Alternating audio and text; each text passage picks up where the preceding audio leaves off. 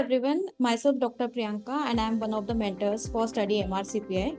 So we are doing the OMR series, a YouTube series which covers the most important OSCE stations. So now today we'll be discussing an important OSCE station on ectopic pregnancy. So do like, share and subscribe, and also press the bell button icon to get notifications on the recently added videos. So do remember that don't wait for the opportunity, create it. So we will start with the today's session where I will be the candidate and Dr. Soumya will be my examiner. Perfect. Thank you, Priya. Thank you for that intro. So we shall start. I will show you the slide and then we'll keep 10 minutes. Once you are ready, you can start. Okay? Yes.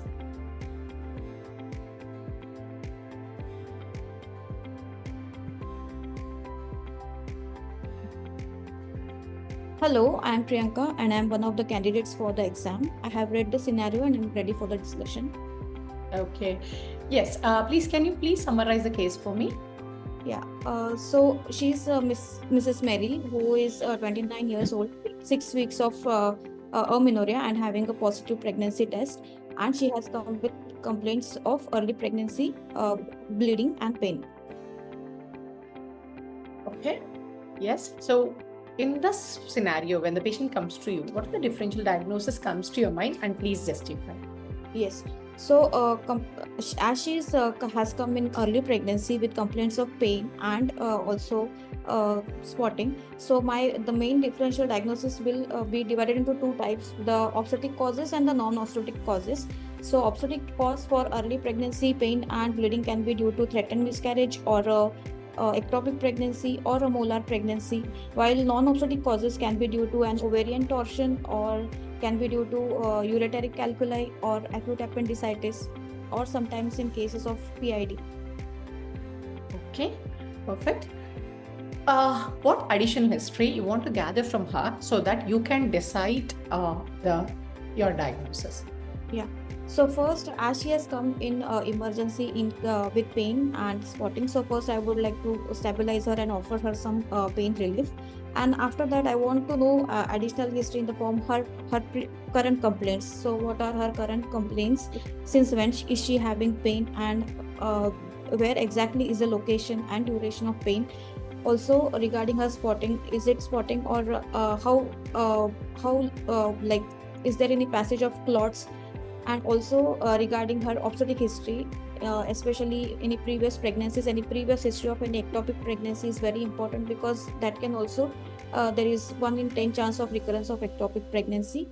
Any also her last period date is important. Then also her previous contraceptive history, any previous contraceptive usage, because progesterone only pills are known to increase the risk of ectopic pregnancy. Also her smear history, her cervical smear history is very important, that I want to know. Also any allergies, her blood group is very important, and also any if she's any Jehovah's Witness, that also I want to know. And her family history, her support is very important, that I want to know for this patient. And also after signposting, I want to ask about the smoking and habits history, about alcohol and recreational drug use. Okay, so she is a primary gravida who is having 6 weeks of amenorrhea. She's not sure of the date, but exact date, but she's sure it is 6 weeks. And she had only spotting, and she actually tells you that she had 2 episodes of giddiness as well. No scan done so far, and she had used intrauterine contraceptive device as a contraception before. She has been a heavy smoker who smokes 20 cigarettes per day, and she's not allergic to any medicines. Smears are normal. She's not a Jehovah's Witness, and she's very well supported by her partner, and blood group is O positive. So with this history, what additional investigations you would like to arrange for her? So with this history, so the features are likely suspicious of an ectopic pregnancy, but to confirm, we need additional investigations, like in the form of the general investigations, like a complete blood count, her blood group is and also the RH typing, and also knowing also I would like to cross match the blood for her, and also I would like to do a beta HCG, the human chorionic gonadotropin levels for her, and also would like to arrange a transvaginal ultrasound for her. Okay. So actually her full blood count seems to be normal, hemoglobin is normal, blood group is O positive as I mentioned, and she has got a scan report which shows right atrial mass of 40 millimeter with fetal cardiac activity. Beta HCG is 4000 international unit per ml. Minimum free fluid is noted. Other than that, rest of the things are fine. So how would you manage her now? Yeah. So by clinically she is having pain, and also she is having spotting, and also the TVS is showing 40 mass with a fetal cardiac activity. So for which medical management, if there is a fetal cardiac activity, so medical management is not advised in this case by the guidelines. And also for this patient, the surgical management is usually preferable in this case. Okay, so what is the type of surgery you would want to choose for her and why? Yeah, so the type of surgery preferred would be for her, it would be a laparoscopy, and it should be a salpingectomy, because she had a previous history of an ectopic pregnancy. So the chance of having if it is done salpingostomy, so the chance of having a recurrent ectopic in the same tube is high. So a salpingectomy is preferred by the laparoscopy route. And do you see anything else when you're trying to choose salpingectomy versus salpingostomy? Anything else could be a contributing factor? Yeah, so for her, salpingectomy is preferred when there is the other contralateral tube is healthy, and when there is when there is no history of any subfertility, and if the contralateral tube, if there is a history of subfertility, so, or if the contralateral tube is also if there are adhesions, so then in that case a salpingostomy is preferred. Okay. And so post-op, what would your advice be if she has undergone, let's imagine she's undergone laparoscopic salpingectomy and no blood transfusions were required, she is doing very well. So what would be your advice in her post-op ward? So if she has undergone a salpingectomy, so usually for salpingectomy the follow-up is the chance of having a persistent ectopic is very less in case of salpingectomy. So here I would like to, in the post-op period, I would like to monitor her vitals on the IMUs chart, and also would like to check her blood again, the blood count, complete blood count again, and would like to monitor her input output, and also would like to do her VT risk profile risk assessment again, and I would like to counsel her and her partner regarding the risk of having a further ectopic, which is around 1 in 10. Okay. And anything on the contraception part you would want to add? Yeah, so contraception for her, if she is having, she is a case of a recurrent ectopic, so usually she has a previous history of using IUCD. So the studies have shown that intrauterine contraceptive device or progesterone only pills have some link with increased risk of ectopic pregnancy. So usually those methods are usually not suggested in case of her. So rest of the methods she can have other than the intrauterine contraceptive device and progesterone only pills. Okay. Any clinical governance issues you think in this case? Any clinical governance issues at all? So here she has been yeah, I think because here, of course, she has come with a, she hasn't come any with rupture ectopic or anything. Yeah. So if she had come with any rupture ectopic or something like that, what would be the things? Yeah, missed on the scan. Also, in that case, an incident reporting would have been filled out. Yes. Okay, fine. Okay, so thank you, Priya. I think that finishes our discussion. So my quick feedback is definitely you did a wonderful job.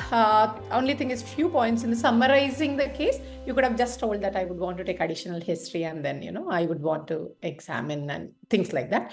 Otherwise, I think you divided wonderfully the differential diagnosis, obstetric and non-obstetric causes, and history also you were very, very, very systematic. Investigations as well, you covered the blood and then you went for the radiological. As well, in the last, in the management part, you actually explained why expectant, why why not, why not expect in a medical and you went ahead with this, because that's very important rather than jumping on surgical. And of course, you spoke about salpingostomy versus salpingectomy and the follow-up as well. Very well done. So I think these are the cases which the people usually do get. Please go on. So should I go to the next slide to show Yes, Dr. Yeah, so here the differential diagnosis can be divided into both the obstetric and non-obstetric to be in a systematic manner. So obstetric causes the most likely it can be a threatened miscarriage, or it can be ectopic or a molar, and non-obstetric it can be due to ovarian torsion or tumor, abscess, or a ureteric calculi, or appendicitis, or PID. So exactly. So I feel the dividing thing is very important, Priya, because generally people go on a very way, and especially if it's on the right side, if you have gotten already, if you know where the pain is, definitely appendicitis and the torsions would always come into the picture. Yeah. Yes.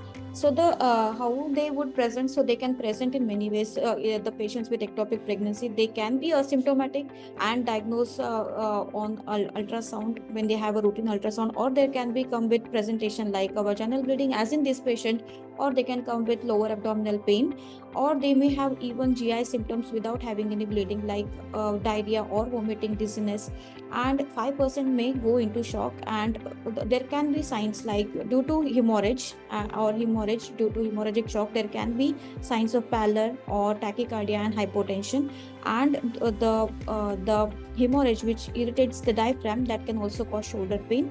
So taking a detailed history and doing a proper physical examination is very important in this patient. So a general physical examination, a head-to-toe examination followed by a local speculum and a vaginal examination is very important in these patients, followed by investigations, the basic and the investigations like beta HCG and transvaginal ultrasound. Yes. And I think clinical presentations, I think you've already spoken about. What I really feel, Priya, people forget is Jehovah's Witness, which you very well picked it up. So what do you think the additional points which they shouldn't be missing in Jehovah's Witness with ectopic if they get? Yes, because this patient is a proper surgical management candidate. So knowing the blood group and the Jehovah's Witness is very important, because if the patient is losing blood and if she is not willing, so an advanced directive in that case, if she is a Jehovah's Witness is very important. Any suspect management, so knowing the blood group and Jehovah's Witness, any allergies in every station is important. Exactly. I think Jehovah's Witness, just to recap, one is the advanced directive and wearing that band, as well as they should always ask the patient if life is at stake, like if it is a life-threatening thing, whether they would want to change the decision. I think these three things which all of us shouldn't forget, and of course intraoperative self-salvage, and always include your consultant and the Jehovah's Witness advocate and things like that. Yes. Yes, expectant, do you want to throw some light on this, Priya? So this is very important, students, because the new guideline has come on ectopic pregnancy, recent guideline. Okay, so where the criteria for the expectant, the beta HCG criteria for expectant and medical management has changed. So the expectant management, the guideline says that the expectant management can be tried till if the beta HCG is less than 1500, which was 1000 before in the previous guideline, and if the mass size is less than 3 centimeters on transvaginal scan. And if it is less than 1500, the success has been shown up to 80%. And but provided they should be having the regular follow-up, they should be willing for follow-up, they shouldn't have any pain or any symptoms or suggestive of rupture. And the measurements suggested are it should be done if the first 3 measurements should be done over the period of 48 hours, and if the beta HCG levels are falling, then the weekly measurements are done until it is non-pregnant levels, that is it should be less than 5 international units per liter. Perfect. Then coming to the medical management. So medical management is given by methotrexate, with the dose is a single dose 50 milligrams per meter square. But if the patient is having a high BMI, then the guideline says that dose up to 100 milligrams per meter square can be given. And now the criteria is the beta HCG should be less than 5000. And also the guideline says that if it is less than 3000, the success rate of methotrexate is quite high. And also the adnexal mass should be less than 35 mm without any cardiac activity. So as we know that our patient has had a mass of more than 40 mm and also with cardiac activity. So that patient was not a suitable candidate for methotrexate. And also 7% of them who have a medical management will require a surgical management. And again, medical management should be done for those who are hemodynamically stable without having any severe or persistent pain, and also especially those who are not having any contraindications for methotrexate. So what? Yeah. And the first and foremost, people do look into all other things except the cardiac activity. Once cardiac activity is there, we know the methotrexate cannot contain multiplying cytotrophoblast. So that is something which is a common error which everybody does. I think they have to be careful. Yeah. Yes. In these cases, these are the contraindications where methotrexate is usually not given because it is very cytotoxic and it can cause bone marrow hypoplasia. And in some cases like pulmonary fibrosis or gastrointestinal peptic ulcer disease or immunocompromised patients like HIV, TB, in those patients it is avoided. Yes. And I think regimen, I'm sure they would be knowing, Priya. Let's move on to the surgical management. Yeah. Surgical management is preferred is if the beta HCG is more than 5,000, or if the guideline says if the mass is more than 3 centimeters, and especially if there is a cardiac activity. So in that cases, surgical management is preferred. And sometimes if the woman says that she doesn't not willing for the follow-up and she wants a definitive one-stop treatment, so then the surgical management is preferred. Here, the surgical management in the form of laparoscopy is preferred than laparotomy if the patient is hemodynamically stable, because it has been shown for a earlier recovery and earlier discharge and decreased hospital stay. So here in this salpingectomy is preferred than a salpingostomy, especially is in case as this patient who had a case of a recurrent ectopic pregnancy. And if the other tube is if there is the same tube which has been extensively damaged, or if the patient is hemodynamically unstable. While salpingostomy is done if there is the contralateral tube is healthy. But a follow-up is needed if the patient is on has gone salpingostomy. Yes. Yes, I think that was an extensive discussion which we did in ectopic. The only different things which I have seen people forgetting is obstetric history. If they forget that, you will never know whether it is an ectopic a first time or a recurrent one. And I think you did wonderfully, Priya. If you want to add on few tips for people to remember these things, please go on. Yeah, so basically taking detailed history is very important. And the differential, the main patient comes with in early pregnancy with pain and spotting. So differentiating them into an obstetric or non-obstetric causes and reaching to the diagnosis by the history, clinical examination and investigations is very important.